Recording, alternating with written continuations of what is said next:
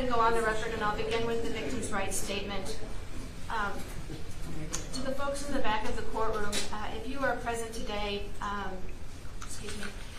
and you are a victim of a crime pending before this court, you do have rights under Arizona law. They include the right to be treated with fairness, respect, and dignity, to a speedy and prompt and final conclusion of the case, to be present at court proceedings, and to choose whether or not to be interviewed by the defendant or the defendant's attorney. You have the right to be heard before the court makes any decision on negotiation of a plea, scheduling, and sentencing. You have the right to receive restitution from a person who has been convicted of causing your loss. If you have not been provided with a written statement of the victim's rights, please contact the Victim Services Division of the Prosecutor's Office. All right, then. So are we ready on number 6 and 7? 6 and 7, Vallow. All right, then. We have Do you know if the victim wishes to be heard at this hearing? sorry, check.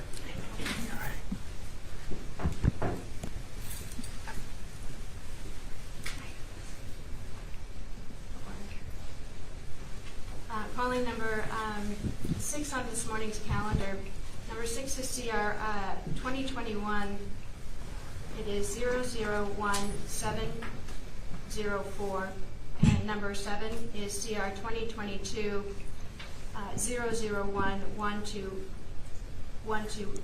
142. State of Arizona versus Lori Vallow. It's the time set for the not guilty arraignment as to each case. For the state? Your Honor, Trini Kay on behalf of the state in both matters. For the record, the victim is appearing virtually in the 2022 matter. Also for the record, the next of kin we're going to appear in the 2021. We have attempted to reach them. We are unable to reach them at this point, but they were aware of this and did just want to report to know that they did wish to appear. Okay, thank you for letting me know. Counsel? Good morning, Keith Terry and Danae Suki on behalf of Ms. Vallow, who's present appearing in custody. Thank you. And ma'am, could you state your full name, please? Lori Vallow Daybell, And your date of birth? 6/26/73. All right, then this is the time set for the not guilty arraignment on each count. We'll start with number 6. As to number 6, ma'am, you are before the court on count 1. We'll enter a not guilty plea on your behalf. Do you waive a reading? Yes, sir. And we'll set the matter for your next court hearings or this as follows in this case.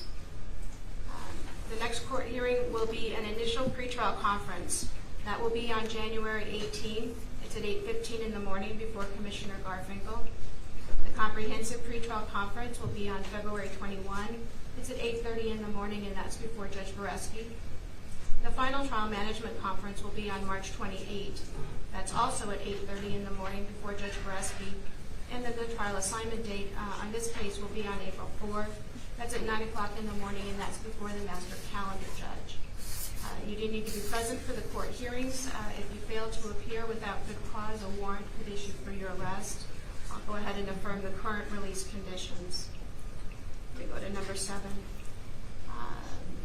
On number 7, ma'am, you are also before the court for a not guilty arraignment on count 1. We'll enter a not guilty plea on your behalf. We'll set the matters for the next court dates, which are likely to be the same ones I just gave you. The initial pretrial conference, that will be on January 18. It's at 8:15 in the morning before Commissioner Garfinkel. Comprehensive pretrial conference, that will be on February 21.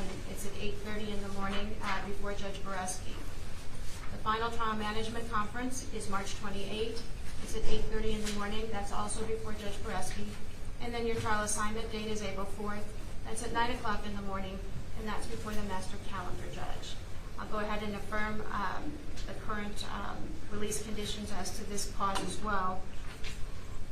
From the state, was there any additional issues that you wanted the court to review or discuss? Yes, Your Honor, 2 things.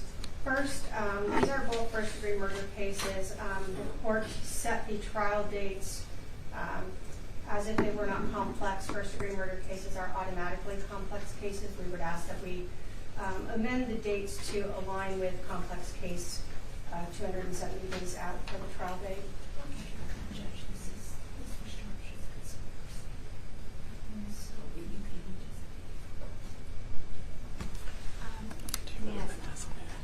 If I do that, will we be able to get dates today?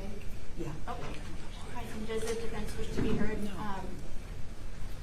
You wish to be heard on that issue? Your Honor, Object, or do you agree? we object at this time. All right, then, I think I'll just leave the dates the way they are now, and I'll ask the state to go ahead and file a motion before the assigned, either before the next court date or the Judge Boreski, and let him decide how he wants to proceed with respect to the dates.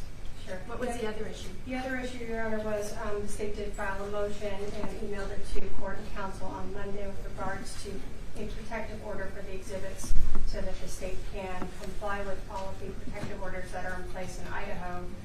I know defense counsel has not had a time to respond to that, so I didn't know if the court wanted to set a time before Judge Boreski so that we could deal with that issue. Obviously, we don't want to wait till the IPTC to handle that. Okay. Sir, We do not object to a protective order. you do not object? All right, then. I did receive the proposed order. Defense counsel has indicated there's no objection, so the court will grant that request, and I'll sign the order immediately following the hearing. Thank you, Your Honor. The state has no other issues. All right, thank you. Anything from the defense? Nothing further, Your Honor. Okay, and thank you. We'll be in recess as to this matter. Thank you for appearing. All right. Thanks so much. I sure wrote. Oh, it's ordered. I think I affirmed both dates. Did I not? The release conditions on both? Oh, does she what? Yes. She needs to sign for the release conditions. I know I'm getting it right now. I'm sorry. My apologies. Yeah, I will.